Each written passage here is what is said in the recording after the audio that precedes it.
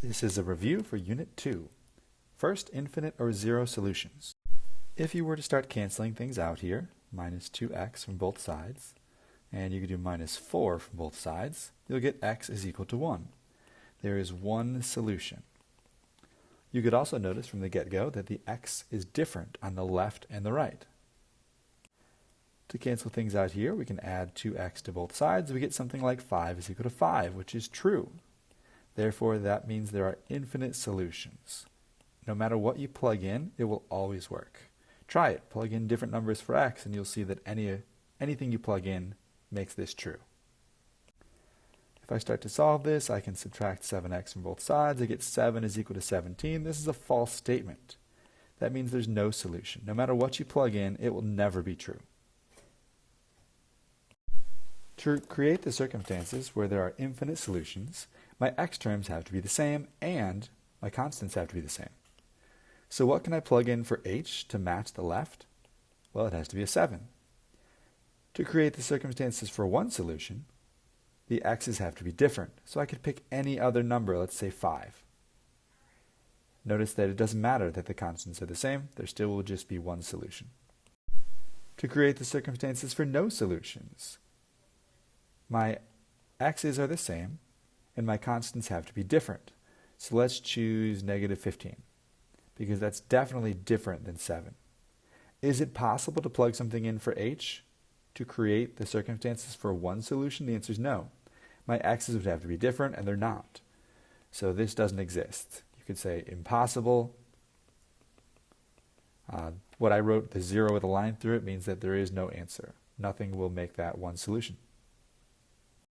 First step here is to combine like terms, the 6x and the minus 3x. If we do that,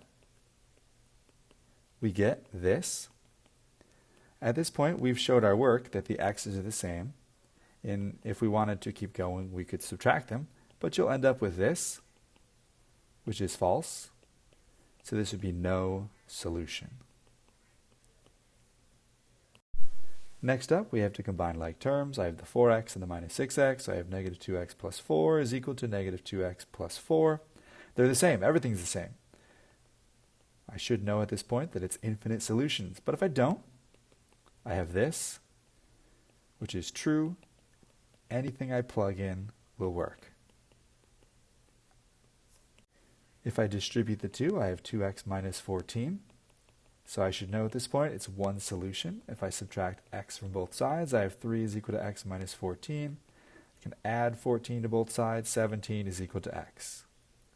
There is my one solution. Next up, I distribute 4x plus 12 minus 9 is equal to 3x plus 27. Then I combine like terms.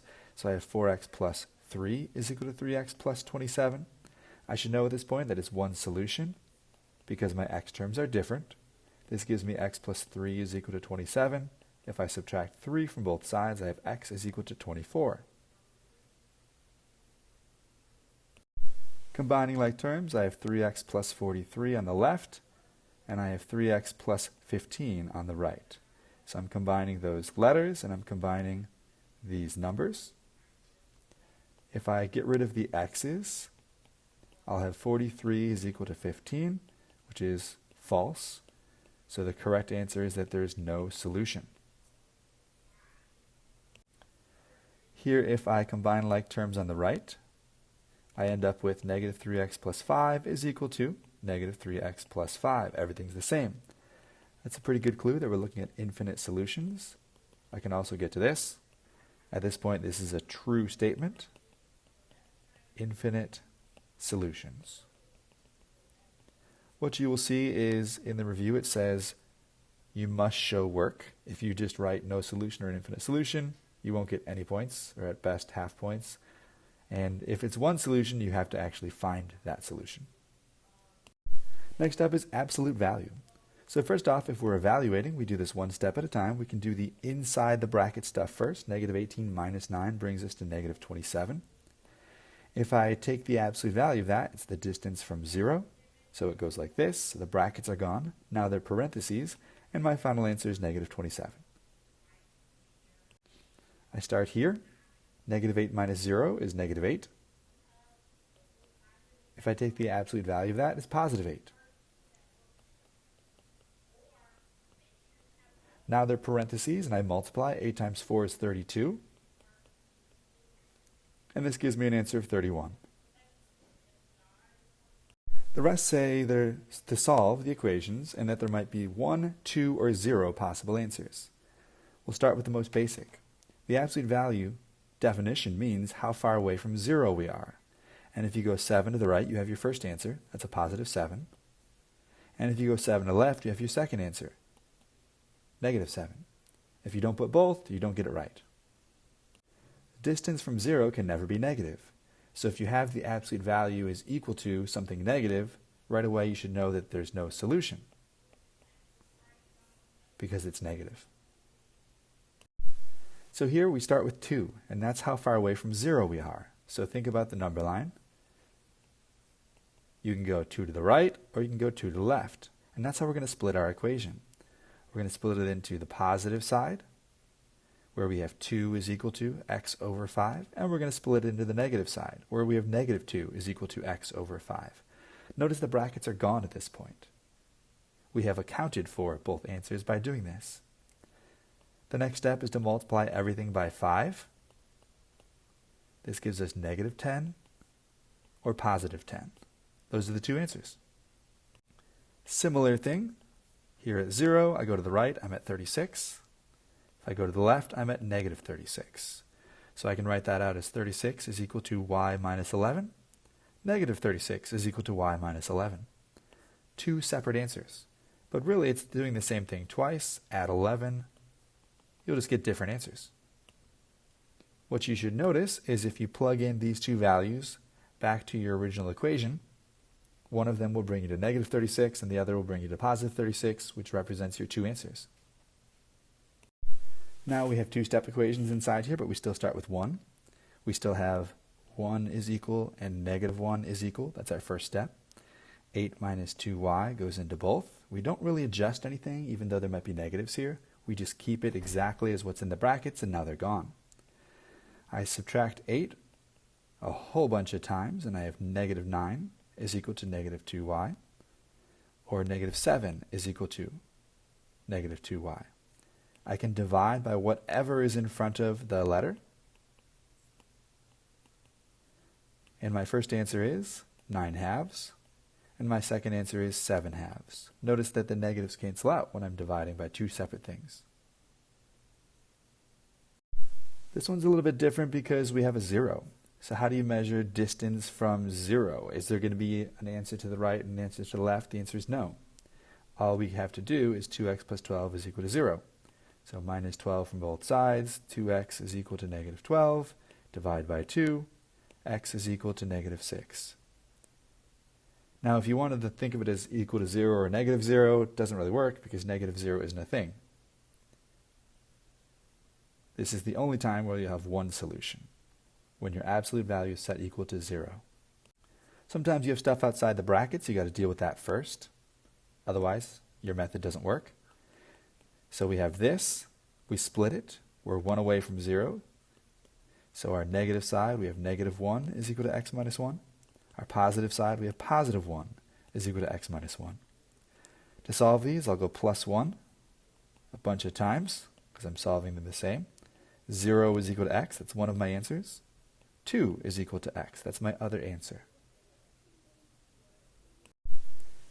To solve this one, I need to worry about the 4 and the 3 in order. I'm going to add 3 to both sides, so I am left with this. And then I would multiply or divide to cancel out the 4. What do you think? Turns out the answer is divide. We can't just minus 4 there. Because it's in front, it's like it's multiplication. We're not going to distribute because these are brackets and not parentheses.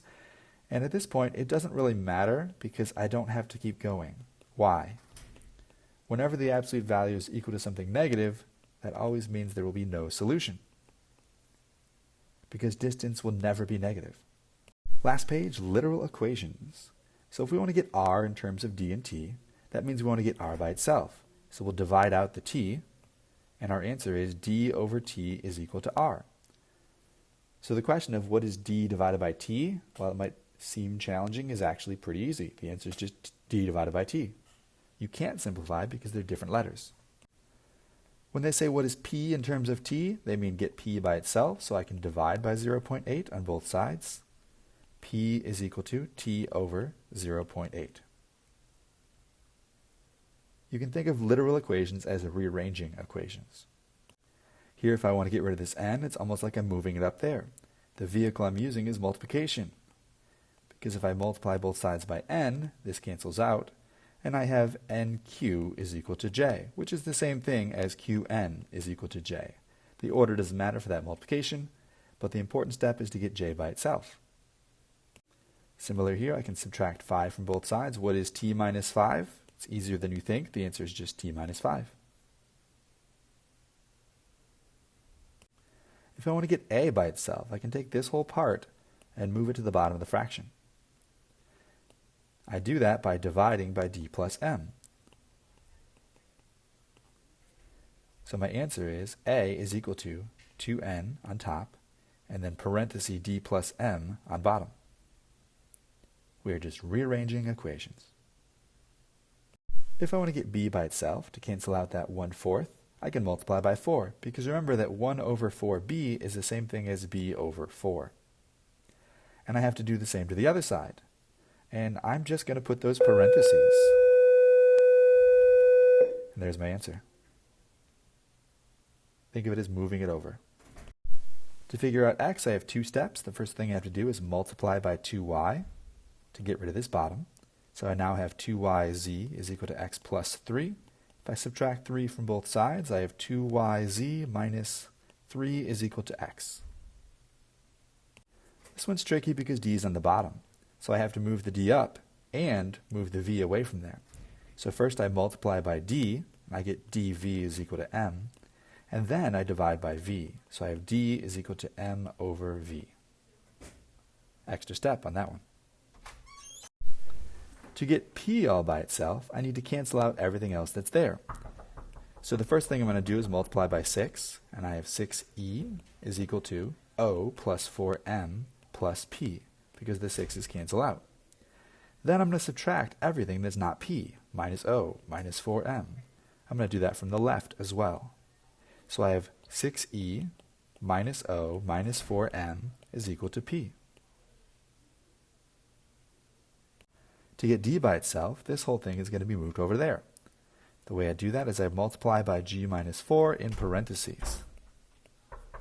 So I have d is equal to n times g minus 4. And I'm done.